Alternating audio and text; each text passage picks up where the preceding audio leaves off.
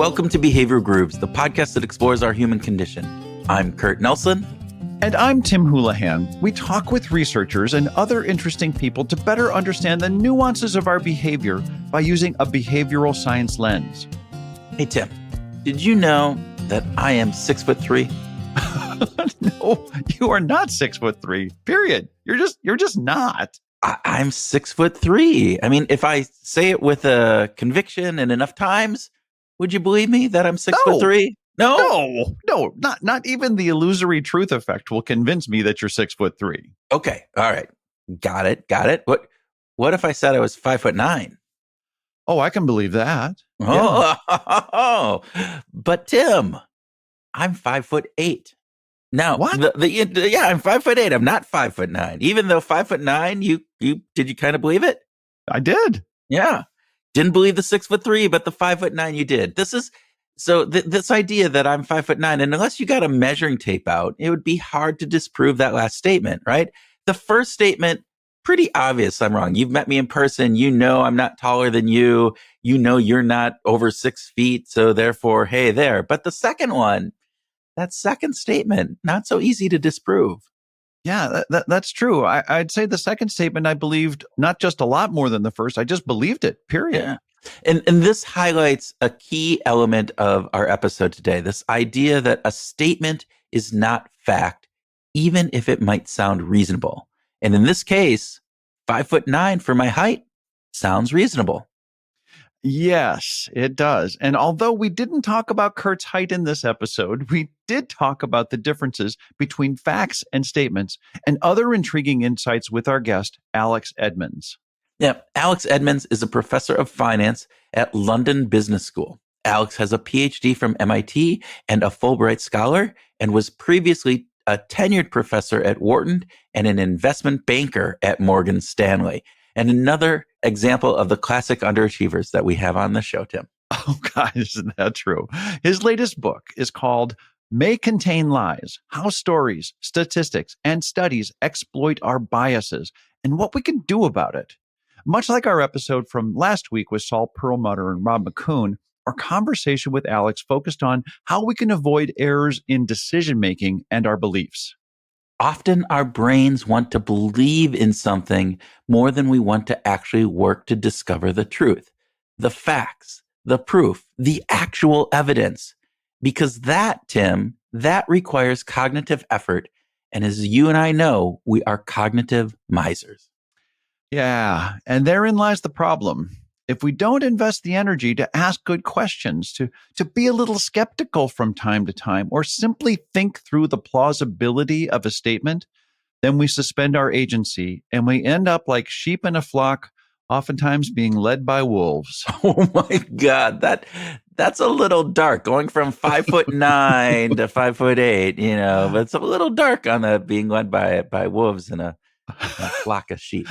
Okay, well, think about it this way, Kurt. Our daily lives are minefields of misinformation and misinference. So we need to acknowledge and understand the role that our biases play in interpreting and digesting the information that we consume.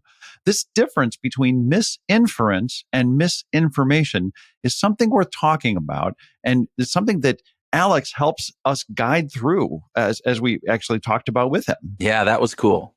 Yeah. So along with that, Alex offered some tips on how to resist being manipulated in order to make better decisions. And we also discussed the importance of encouraging diverse perspectives and critical thinking in organizations, as well as the challenges of evaluating evidence and making informed decisions in a world full of oversimplification.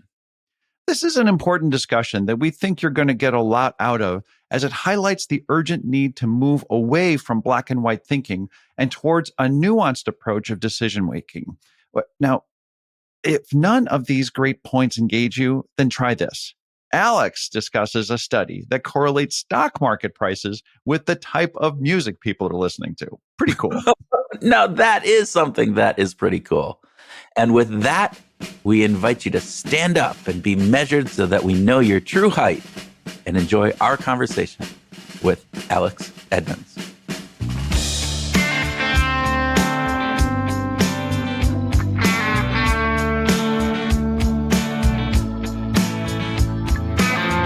Alex Edmans, welcome to Behavioral Grooves.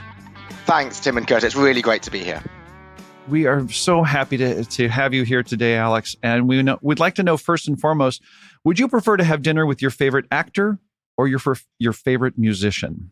My favorite musician. I'm a big music fan, much more than movies. Oh, perfect. Anyone come to mind? I'd say Stevie Nicks of Fleetwood Mac or Bruce Springsteen if I was to choose one of the two. Wow. Wow. You and my wife would just be totally in sync on that. So would you want Stevie Nicks and Lindsey Buckingham at the table at the same time? just for the anger, she could sing Silver Springs to him across the table. So yeah. There you go. All right. Second speed round question. Are you a coffee drinker or a tea drinker? Well, coffee in the morning, tea in the afternoon. So I'll hedge. Okay.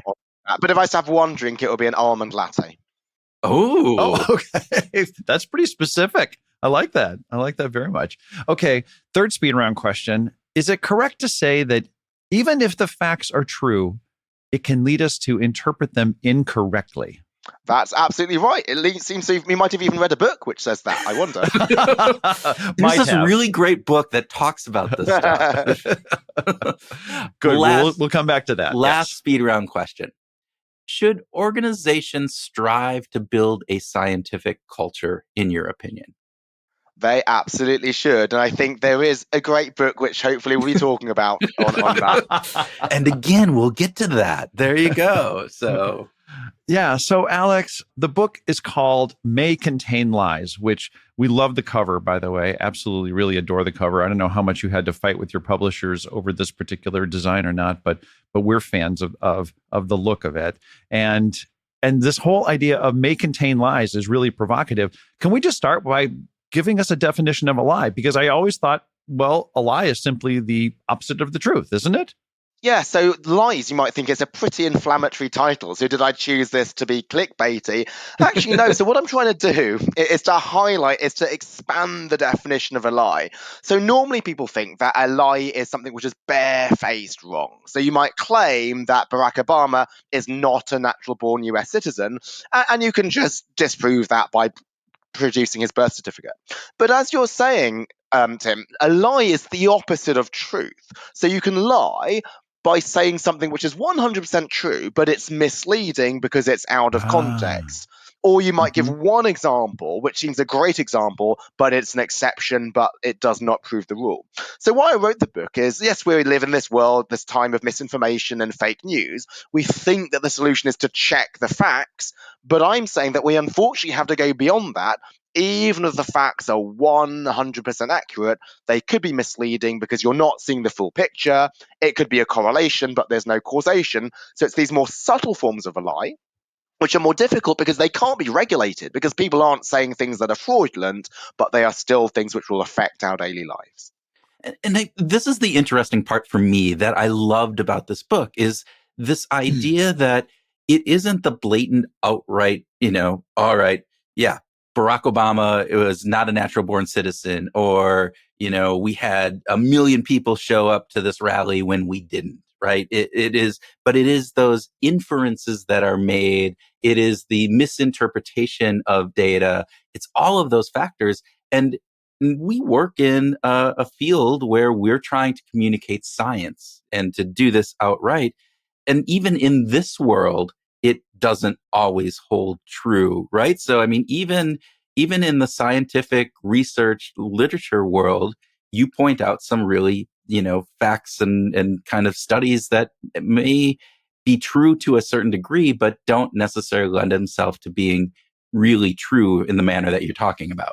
Yeah, and maybe I'll give an example in the science field just to make it concrete so the listeners know what I'm talking about. So let's look at the link between breastfeeding and child IQ.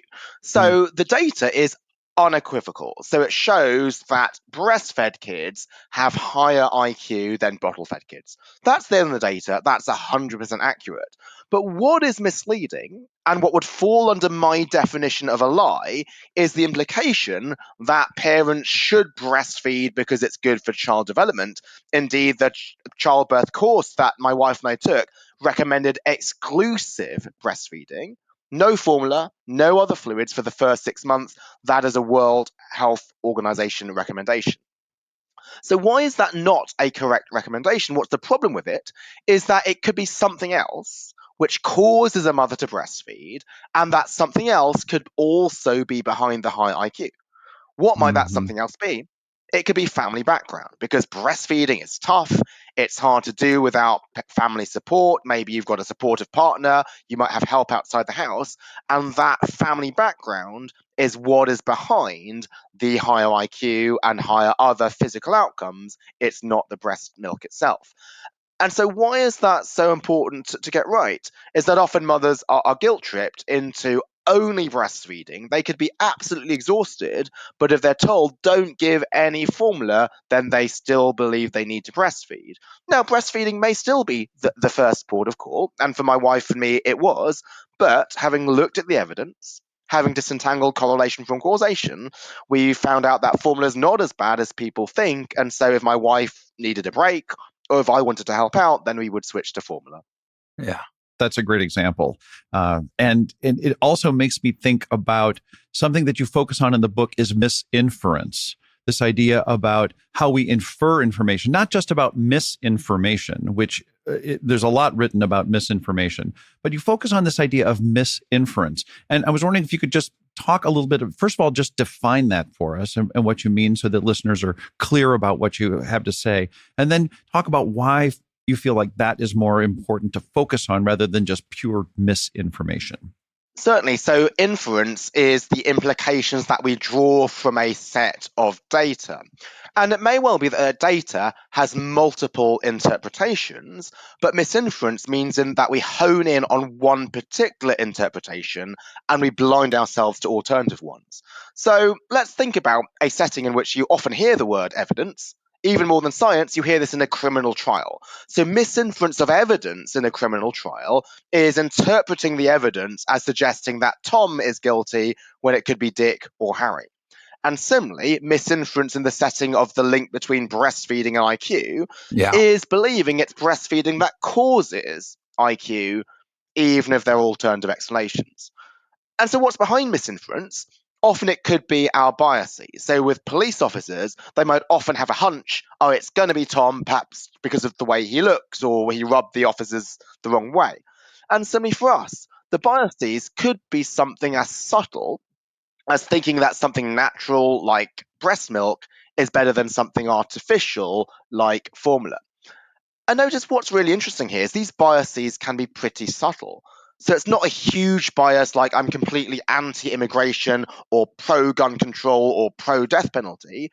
It's something subtle, just thinking that something natural is better than something artificial can lead us to having the interpretation that it's breastfeeding that causes the high IQ when there are alternative suspects. Yeah, it's interesting. You start the book off talking about confirmation bias and black and white thinking. So those two pieces that you just talked about, their confirmation bias, one of those. Can you talk a little bit more about black and white thinking? Because I think what you kind of described in those biases were more of a confirmation bias. But what's black and white thinking from your perspective? Absolutely. So let me first start with confirmation bias because black and white thinking is a nice contrast to it. So, confirmation bias exists when you have a view of the world, and if there's evidence that supports that view of the world, you'll latch onto it. But if there's evidence that contradicts it, then you will just ignore it.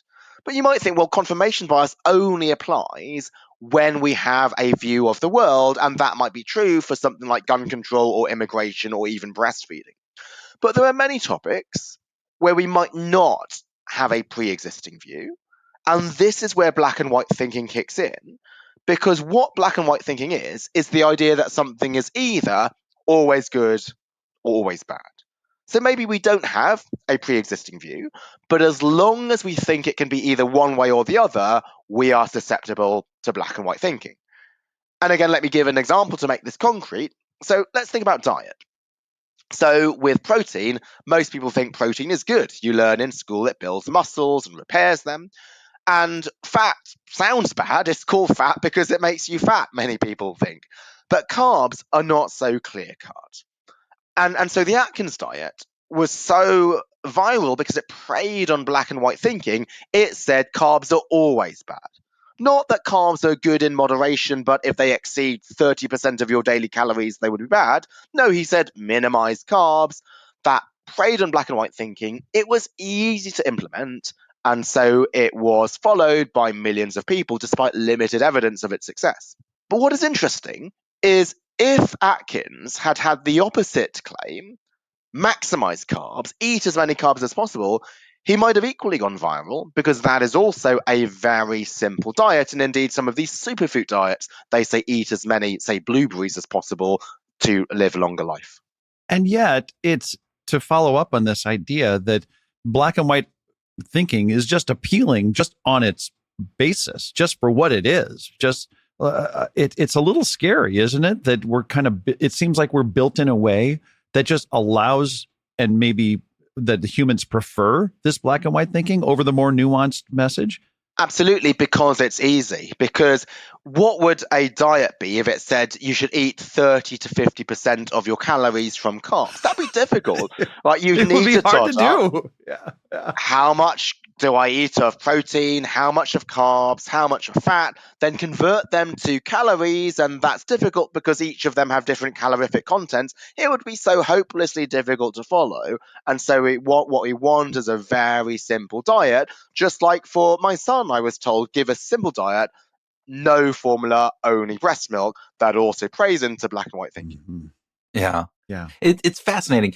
In the book, you use this metaphor of a ladder throughout the book to delineate this ladder of misinference, right? Statement is not fact, fact is not data, data is not evidence, and evidence is not proof.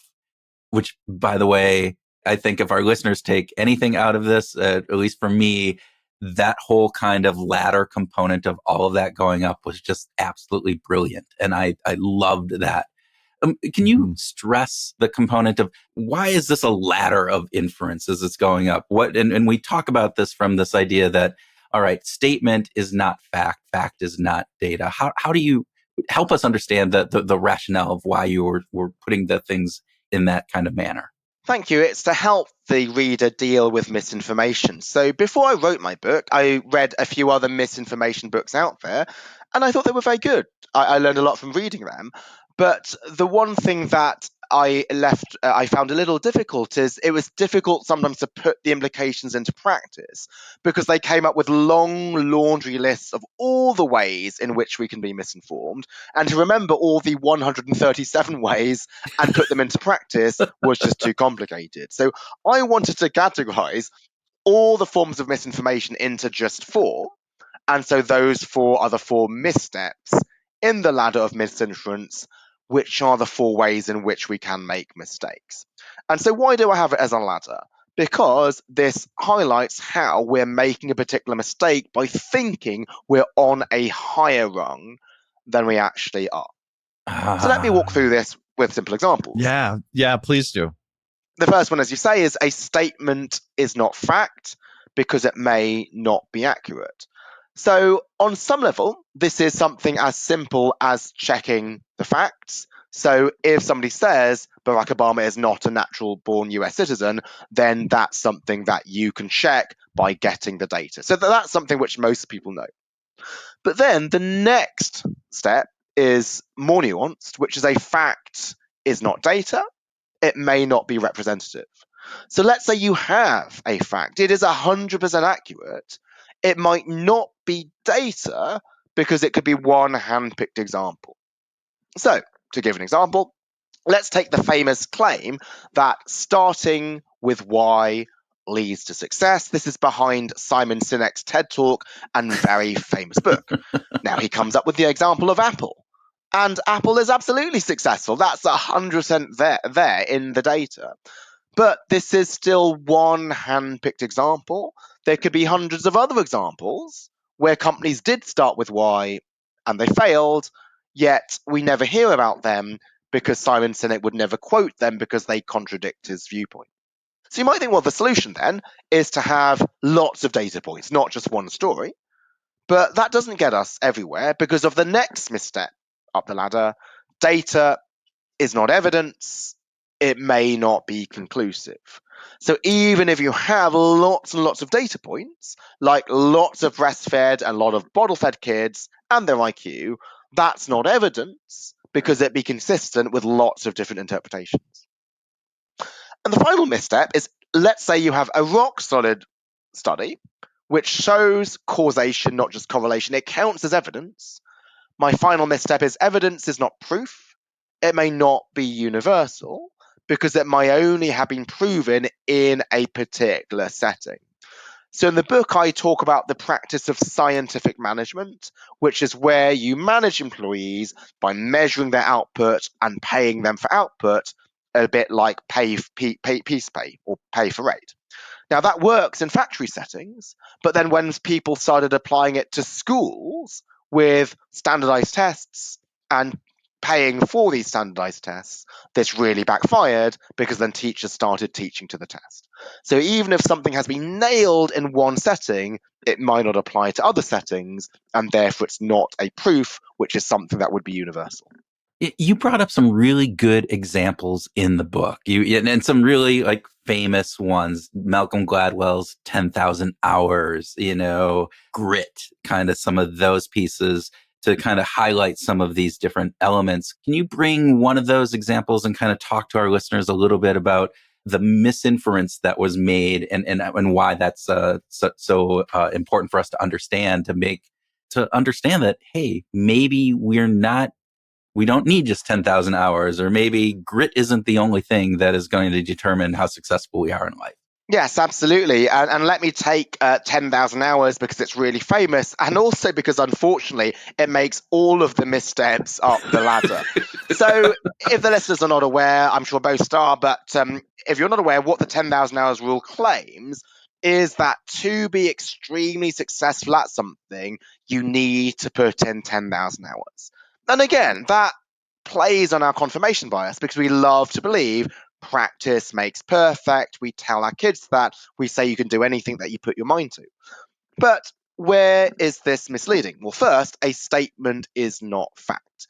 Because what he does is he quotes some evidence, which was a study by Anders Ericsson, which claims to find that 10,000 hours practice is the key to success.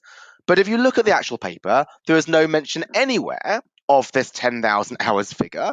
And also, he doesn't look at just spending time doing an activity. He looks at specifically spending time on deliberate practice. So Gladwell suggests just spending time doing anything, just jam sessions. He uses the example of the Beatles jamming in Hamburg. That is not something which falls within the study of Anders Ericsson. Number two is a fact is not data. So what the Ericsson study looked at was just 30 violinists. And so to extrapolate from that 30 violinists to have this general rule, which is always representative, this is not going to be something that you can necessarily do. Maybe the most important misstep is that data is not evidence. So what the study found was that violinists who practiced more were more likely to be deemed successful. So you might think, well, that's consistent with his claim practice leads to success. But it's not really. Why? Because what he asked was not how much the violinists actually practiced, but how much they thought they practiced. And so they asked them, they were now age 23, to remember how much they practiced from age 5. That was 18 years ago. Some people can't remember what they had for breakfast this morning, let alone how much they practiced 18 years I'm ago. raising my hand at that right there. The big problem here is reverse causality, because if you are a great violinist today, you will probably say, yeah, I practiced a lot when I was 5. And if you are not a good violinist today, you probably won't say you practiced a lot, because then you'd have to admit to yourself that you put in all of those hours when your friends were playing basketball to no avail. And so it is success today which leads to reported practice rather than practice leading to success. And the final misstep is that evidence is not proof. So even if he had nailed the idea that practice leads to success in violin playing, this does not mean it's going to matter in all other fields as well. So Malcolm Gladwell, in his own words, claims that the 10,000 hours rule applies in settings from chess to neurosurgery, but those settings are quite different.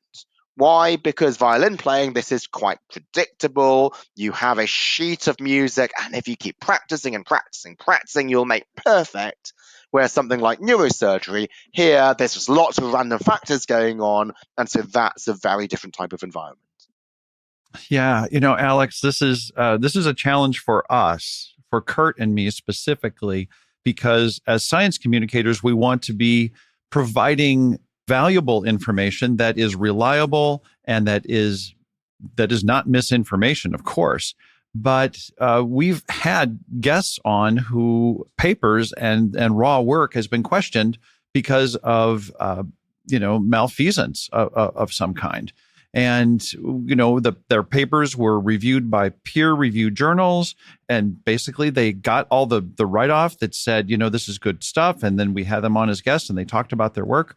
And it's like, how do we protect ourselves, or how do we protect our listeners in a way so that we ensure that we're not spreaders of these misinferences or misinformation?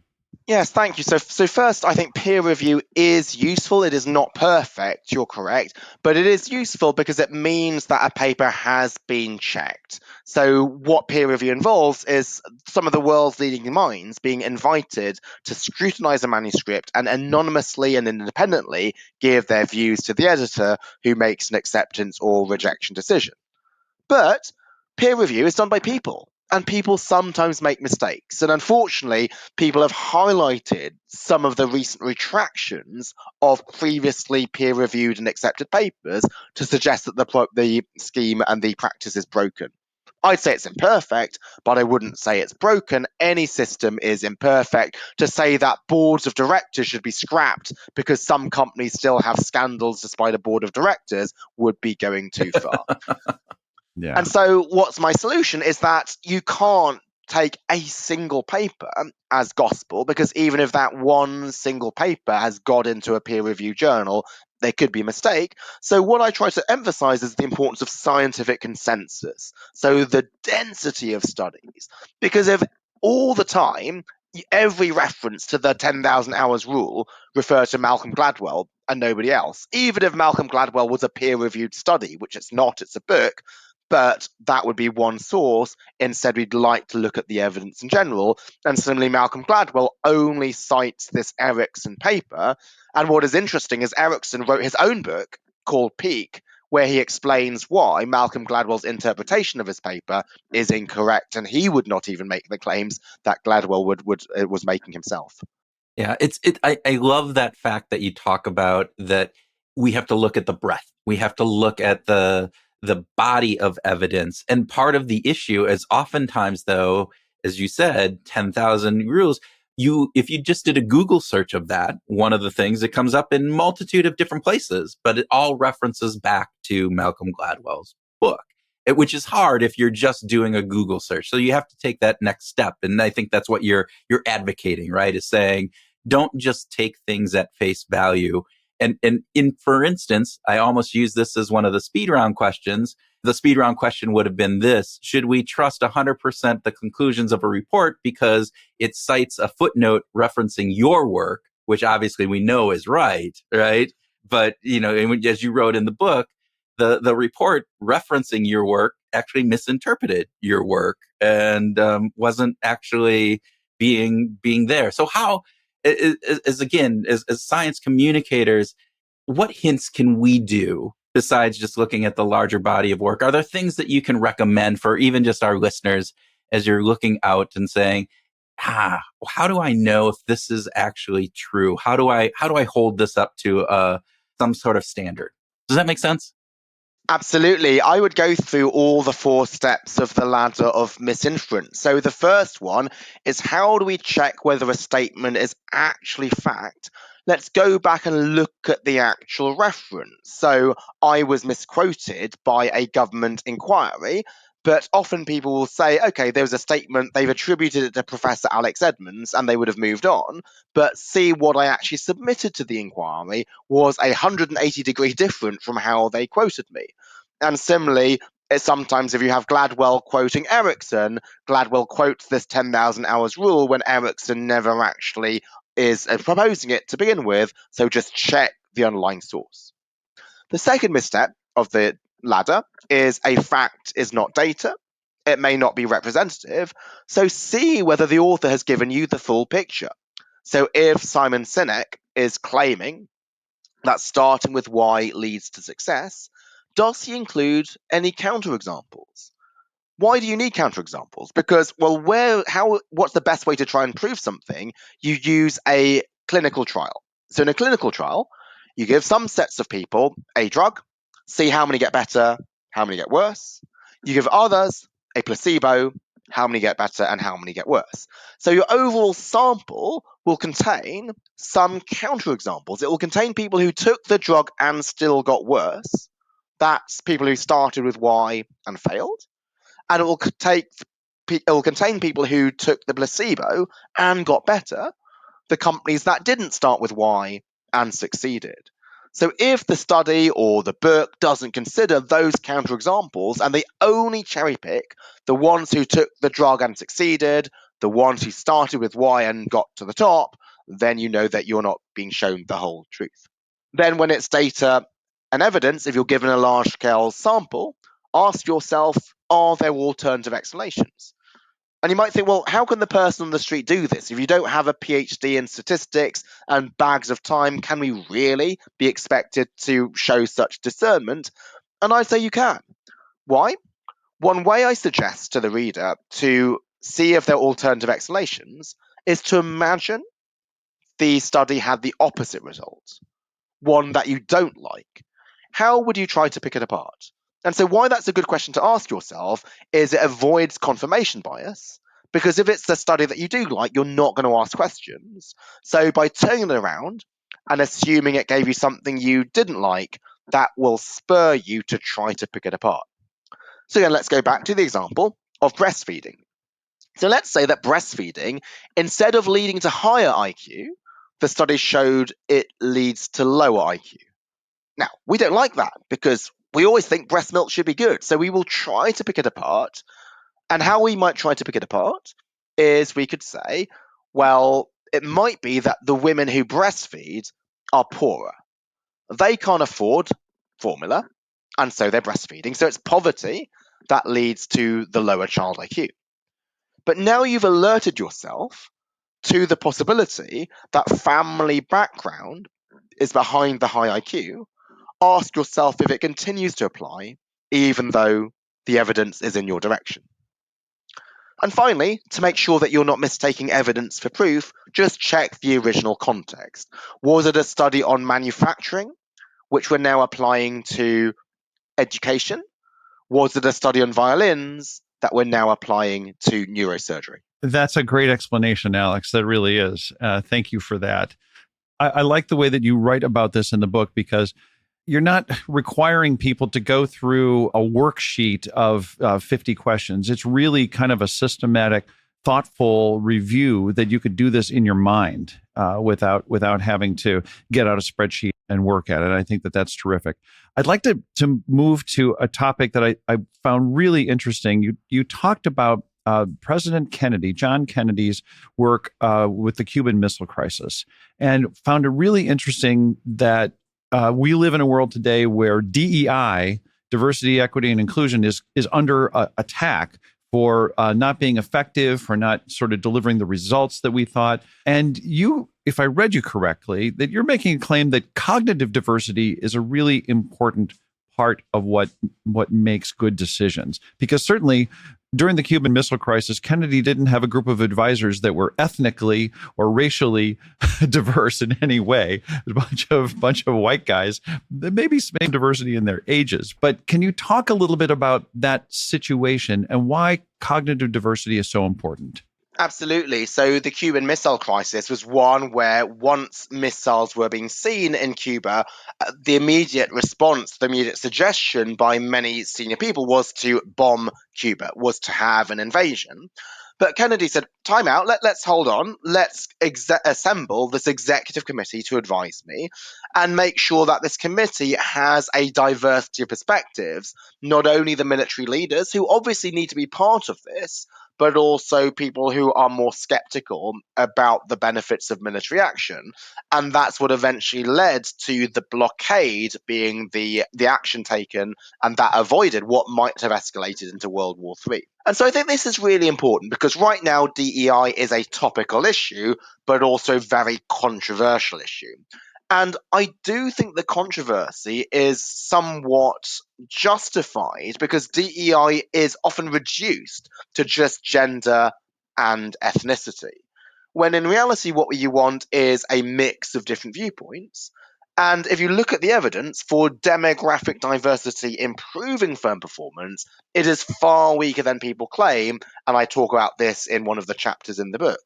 And to me, this is not surprising because to reduce cognitive diversity to demographic diversity is effectively reducing the totality, the nuances of a person to just these two characteristics. That suggests that if you are a white male, you cannot add any diversity to a company, even if you're the first person in your family to ever go to university, even if your background is humanities and everybody else's background is in finance, even if you're from a different region. So in the UK in particular, there's lots of regional inequality. So we would like to look at DEI more holistically about having a mix of different viewpoints rather than just your gender and ethnicity. And I love that. And it gets into the part of what you were talking about earlier in our speed round question, where we talked about it's important for companies to build a culture of science. And what the Kennedy piece does, though, for me, at least from in organizations, we work with a lot of different companies and in our other work that we do, is looking at leadership who gets all of the yes people around them, all of the people who are telling them what they want to hear, creating that culture that is, well, if the leader is going down this road, then we all have to follow, as opposed to looking at it from a more scientific way. Can you talk a little bit about what you mean in an organization building a culture of science? I know that's part of it, but I don't believe that is the totality of what you're trying to convey. Absolutely. I think a good place to start is what is the opposite of a culture of science? It is groupthink. And in fact, groupthink was a phrase coined by the psychologist Irving Janis to describe what happened in situations like the Bay of Pigs discussions that was preceded the Cuban Missile Crisis. So groupthink is where the members of a group all want to latch onto the status quo. They're afraid to rock the boat. So even if they have a dissenting viewpoint, they will self-censor because otherwise there might be just repercussions. They might not be seen as a good team player. So what is a culture of science? It's a culture where people are free to express different viewpoints and to challenge. So how did this play in the Cuban Missile Crisis? Was, yes, there was one team which was assigned to research the invasion and how they would conduct this, but also another team which was assigned to research the blockade. And both parties, they produced reports, they shared the reports with each other, and then the other team played devil's advocate, highlighting the holes in this. And then the proposals were then revised to take into account the concerns and then presented to Kennedy, who opted for the blockade. And so Yeah. I think this devil's advocate part is a really important part of a scientific culture because sometimes if you are to criticize or raise concerns in somebody's plans, they think, well, you're trying to stab them in the back, you're trying to hurt the company when you're actually trying to help them because it's good to have challenge internally. And so when the executive committee that Kennedy had set up was divided into the teams and challenging each other, they all did this with the spirit of trying to learn rather than trying to knock each other down. But there's so many organizations where people take things personally, where if somebody raises a concern, then you're not being a good citizen, or they may doubt your motives. Is it because you're also up for promotion and this guy might be a rival? And so instead, a scientific culture is one where we're about advancing ourselves, advancing the organizations, so we should be free to express different viewpoints, and that should be something which is applauded rather than resented. Yeah, you bring up a really great story in the book about your own kind of presenting at a conference, like super excited.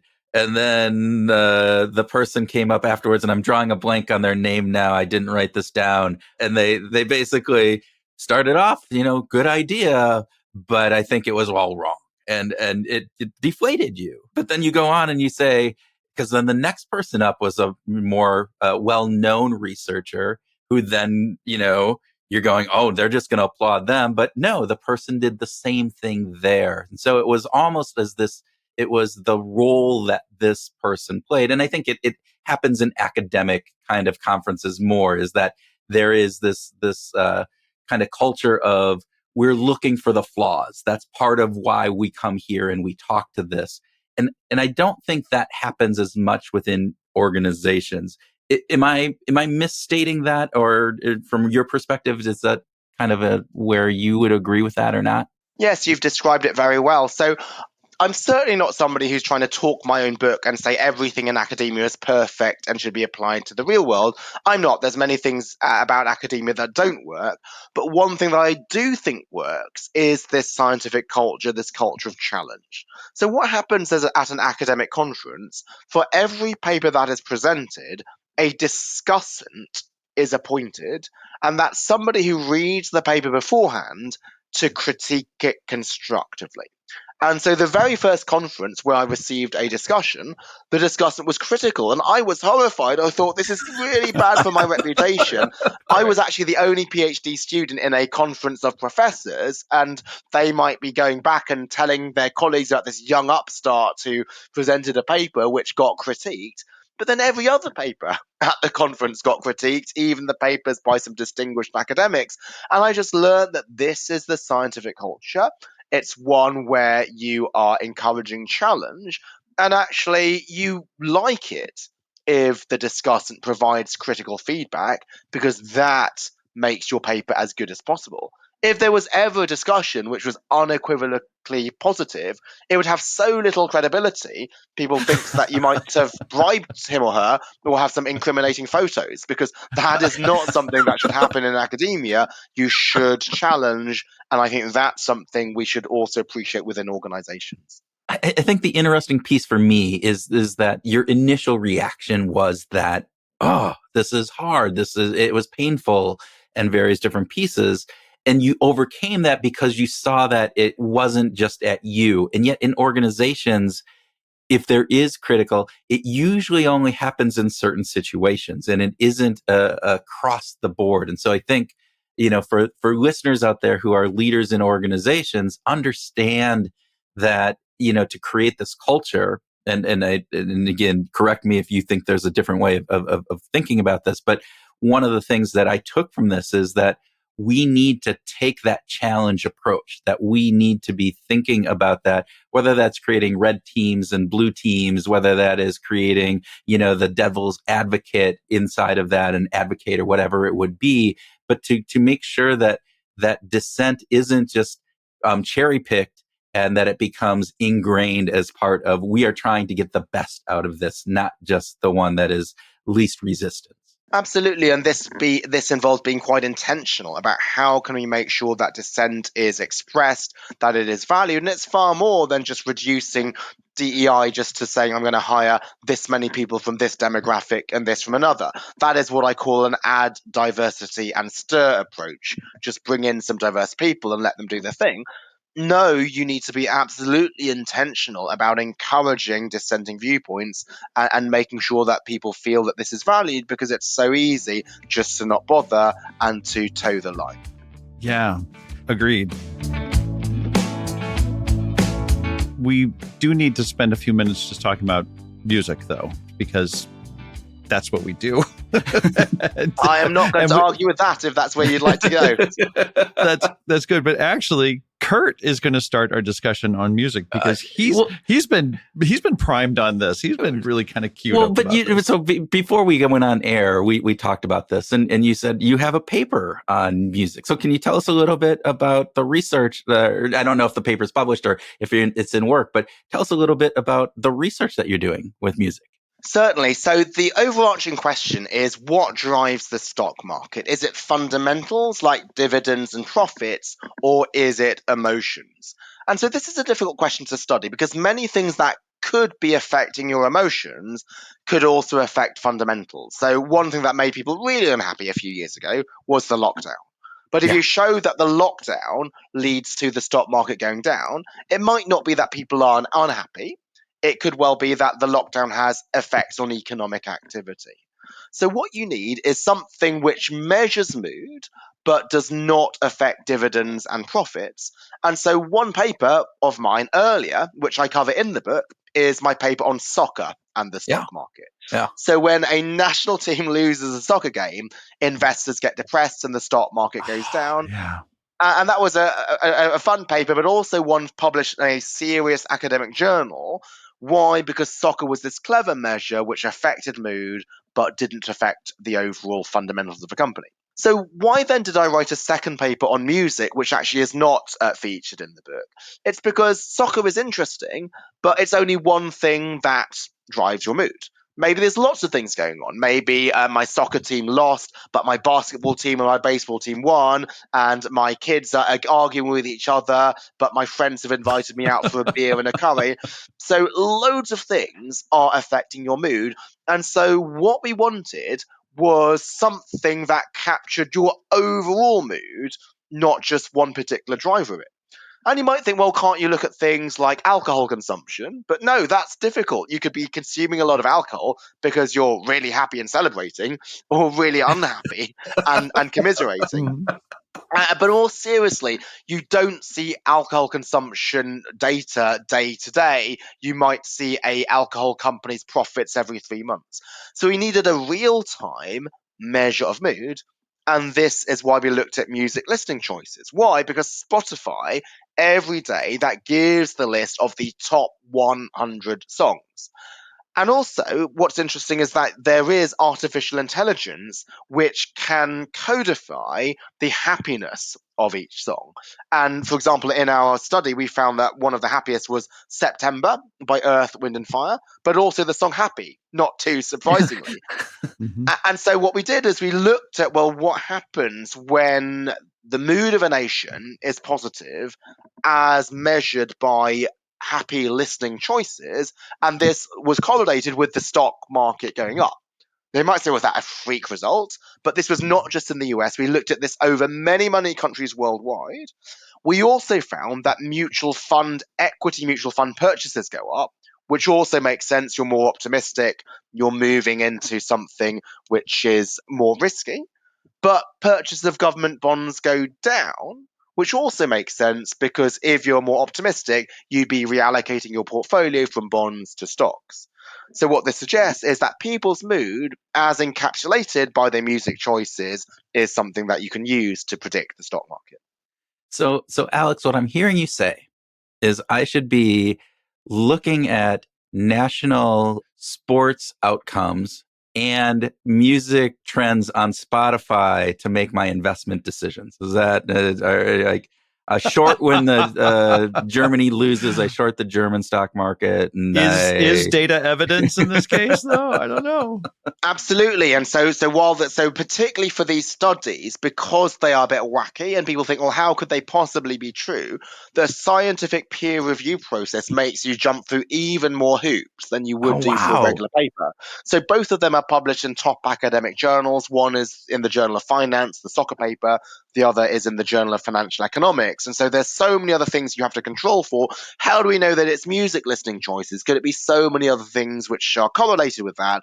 And we have to control for all of those other factors. We have to show that it's not only true in the US, because that could be lucky, it's true around the world. So those are the things which are allowed us to get above the hurdle for publication in a top journal. I love it. I love it. That's fantastic. Alex, it is such a pleasure to have you as a guest today. We have many, many more questions that we'd love to have you back and have another discussion. But out of respect for your time and other commitments, thanks for being a guest on Behavioral Groups today. Thanks, Tim. Thanks, Kurt. And my side, I'd love to be back as well. Really enjoyed this.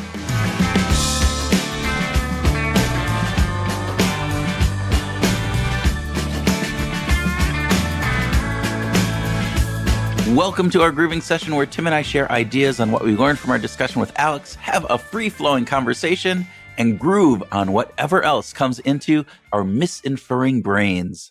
Misinference. Oh, man, what a great, great concept. Love the concept. Love this idea, this aspect of, hey, misinformation is bad, right? Yeah. We know that. It's the wrong information. It's that they're trying to fool us. But this idea that, hey, we might draw the wrong conclusions from the evidence, this misinference, I think is even a little bit bigger and more important. Yeah, you said something really important there because there is so much time and energy, especially in recent years, spent on misinformation, and it's problematic and it's important.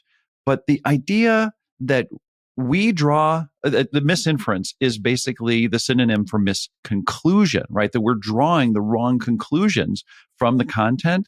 That is something that we have control over. Like we can't Yes. control misinformation, but we can control misinference. And I think that we have a tremendous opportunity here to be aware of this concept. I'm so glad that Alex wrote about it in the book. And I'm glad that we're talking about it here because that is something that we can control and we can do something about in our world to help us make better decisions. And I know that we didn't talk about this, and I don't even know if there's research out there on this, but I think about it almost as an iceberg, right? We know we can see the tip of the iceberg floating in the ocean, but it's only a small part of the larger, bigger iceberg. And I think misinformation is that part of this that is above the water. It's the part Oh, that we see, and as you said, we yeah. all focus in on it, and we look at it, we try to make solutions for it. But there's this larger piece underneath that we don't really understand. And that's this misinference piece, this idea that we are drawing incorrect conclusions or not doing enough of the research in order to really truly understand the situation, all of these factors that we talk about with Alex. And I think it's great. You had an example of misinference. Can you Yeah, can you share that? there's this wonderful story that's been used for a lot of different reasons, but I think misinference is a good application. And so just hang with me here, folks, as you're listening. So imagine two women who look identical in every way walk in to a company to apply for jobs. They're sitting next to each other. The clerk hands them, the necessary information to fill out. These two women have the same last name. They have the same birth date. They have the same parent's name. And they're extraordinarily similar in appearance. And so the clerks ask the question, so, oh, are you twins? And they say no. Well, how could that be true, Tim? Come on. I mean, Yeah, same birthday, similar look, same parents' names. They got to be twins, right? they say no, we are not twins. We are triplets. Right? Like it's just one of those things where we had a certain amount of information that we drew a conclusion from, or the clerk in this case, right? Handing them the stuff to fill out is just drawing a conclusion based on the information that there, but it's not all the information. It's well, not the total picture. but the information is correct. This Yeah. is the Yeah. piece about misinference, right? The information that they have is 100% factual. Yeah. It is Accurate. Yep. accurate. It is all there, but it isn't sufficient. And this is we talked about prior to getting out and grooving. I think this is one of those pieces. Again, it's this piece underneath the tip of the iceberg that we are thinking about here. This happens all of the time in politics, in organizations, with our family and friends and Oh, community, yes. Yeah. where we make conclusions based on information that could be correct Yep. and it is wrong. Yeah. Or Right. even like in an organization, this is what I see all the time is right. There's a certain amount of information out there, and we get one group of people who come in and say, "Oh, they must be twins," and we get another group of people that come in and say, "Oh, no, they're not twins, they're triplets." And given the information that we have, we don't know. We Yes. do not Yes. know. Yes. And the thing is then we just fight over this. as opposed to saying, well, what would we need to understand in order to be more accurate and to be able to determine, are they twins or are they triplets? Well, that's kind of the piece I think that is really interesting. And this is a lot of what we talked about with Alex. And I really enjoyed this conversation, and tying it in with what we talked with Saul and Rob from last week. Yeah. I think this is, both of these are really, really, really powerful ways to understand the way that we think, and that this idea that, hey, our brains like to fool us. We're fooled very easily. Yeah. And we need to think differently. We need to approach this from a different perspective, that scientific method, this way that Alex is talking about, asking questions and being skeptical and using the tools that we have to ensure that we're not being fooled, or, as he talks about, we're not fooling ourselves. If it go back to your corporate example of a presentation is made, and now we have two camps of making claims, the best thing to do, as you just suggested, is to ask those questions. Let's actually just research it. Let's find out what the actual answer is. Are they twins, or are they triplets, or quadruplets, or whatever? Or sex triplets? Or is this some just random chance that two people walk in looking alike, have the same birthday, same parents, same name, etc.? It could be. There's a very, now if I had to, again, put this into one of the other pieces that we talked about, this idea of black and white thinking, right? Mm-hmm. Which is this piece of like, all right, I fully believe that they're twins, and you fully believe that they're triplets, and we don't have any ambiguity in our beliefs, when in fact we should be looking at this and saying, what are the other possibilities? What are the gray areas? You know what? They're probably more likely twins. There are more twins than there are triplets in this world. So that would be a conclusion, but it's not. It's not. There are triplets. There are quadruplets. There are sextuplets. There are people that look alike. And given the 8+ billion people in this world, the chance that we have the same, birth date, there's a possibility there. There is also a possibility that our parents have the same name. Now, it's very, very minute, but it's not 100% or 0%. Well, I have two things I want to say about black and white thinking. The first thing is that black and white thinking is totally wrong. I see what you did there. I see what you did there. It's wrong 100% of the time. 100% of the time, black and white thinking is wrong. I believe that full-heartedly. There's nothing you can do to convince me otherwise. But I think the important thing about black and white thinking is that it's seductive. It's easy. Our brains love it. Our brains love being right. Our brains love being certain.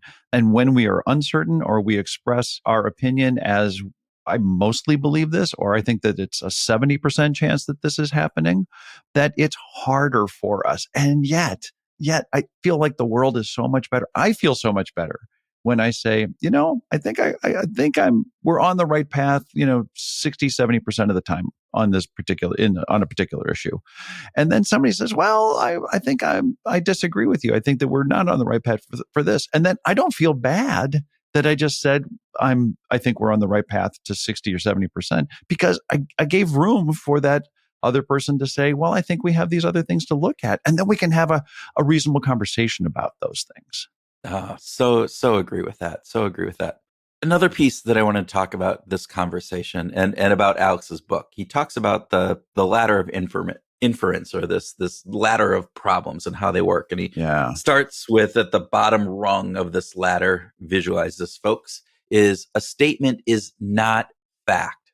Going back to the introduction where I said I'm 5'9", and you go, yeah, sure. No, and I'm not. That is not. So just by stating something, and stating something with conviction or over and over again, we fall prey to that. This is the one that I just don't understand people falling prey to. But it happens, and it happens in politics. It happens all the times. Yeah. All the time. It's like, that one, it just bothers me. But then we go up a rung, and fact is not data. And we go up another rung, data is not evidence. Mhm. And we go off the last rung, evidence is not proof.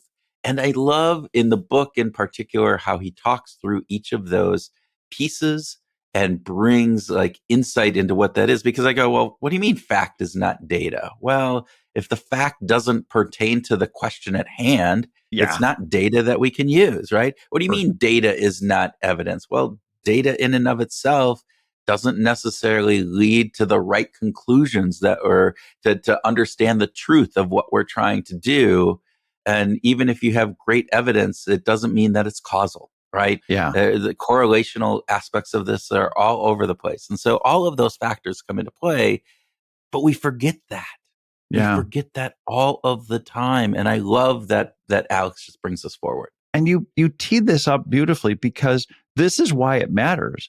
Like we have this desire we tend to over index on feeling good or feeling right, and we underestimate the value of truth. So if we're really out for the truth, then it's worth questioning the statement, questioning the facts, questioning the data, questioning the evidence if we want to get to the You truth. can't handle the truth, Tim. You can't handle the truth. Exactly. But As I'm paraphrasing a famous movie but there. if But you're absolutely right. I think you're absolutely right. This idea that we tend to want to feel certain and to believe or have this rightness of ourselves, this idea that we want to feel right.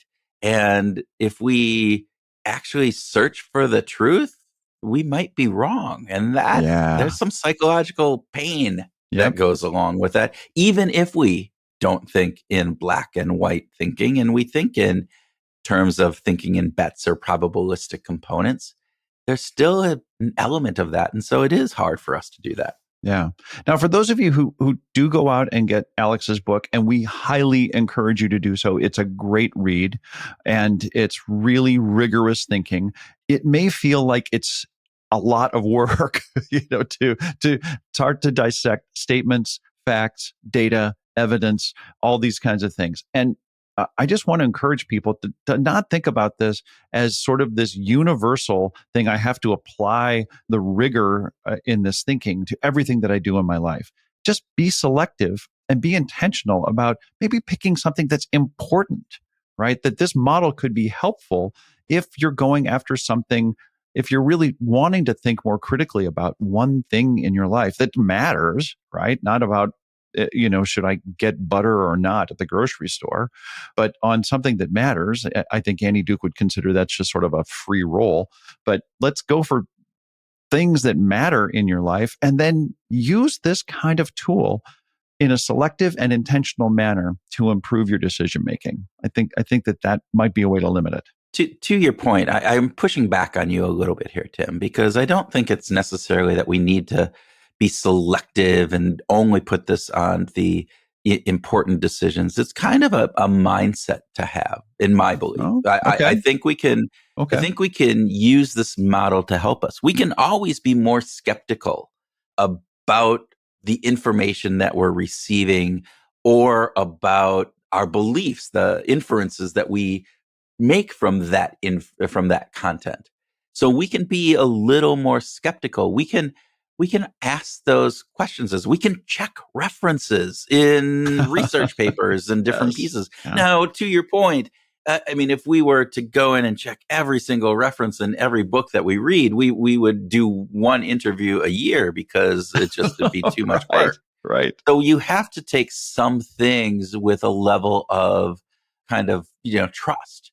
But there are certain things you can do the kind of just say, "Hey, is this evidence?" You can just ask yourself, put yourself in this mind frame of, you know, is this the only potential outcome given the evidence that we have? Again, going back to your two, people who look alike, two girls that look alike, have the same birth date, etc.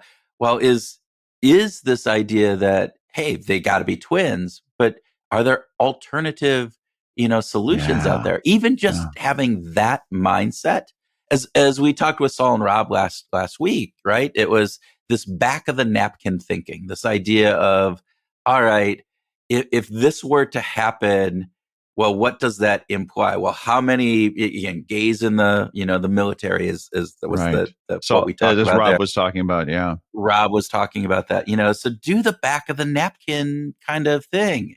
All right. Well, yeah, they could be twins. That's probably most likely, but wow, there is a chance they could be triplets or even quadruplets or whatever else.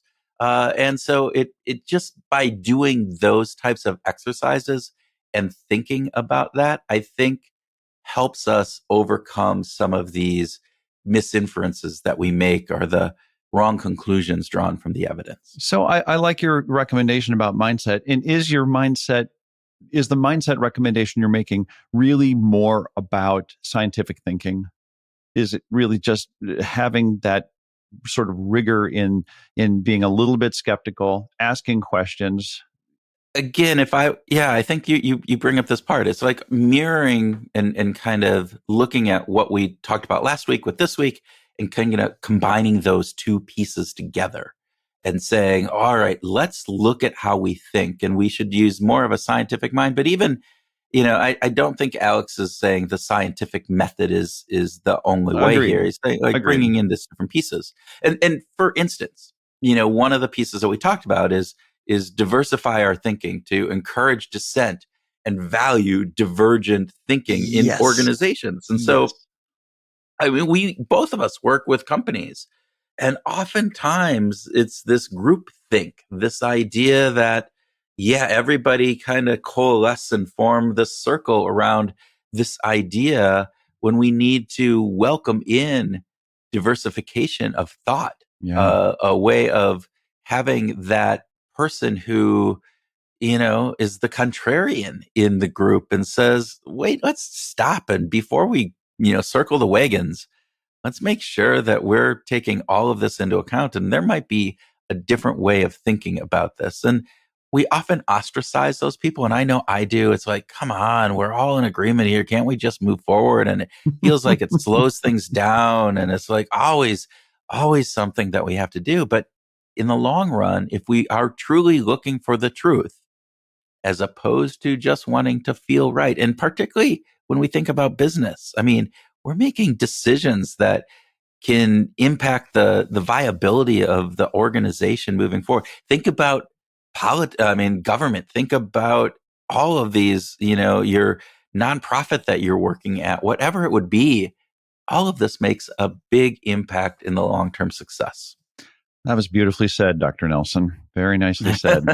I got on my soapbox once again, didn't I? And if I could just, I don't want to ruin the mood, but I just have to bring up the fact that Alex has actually done research that relates to music.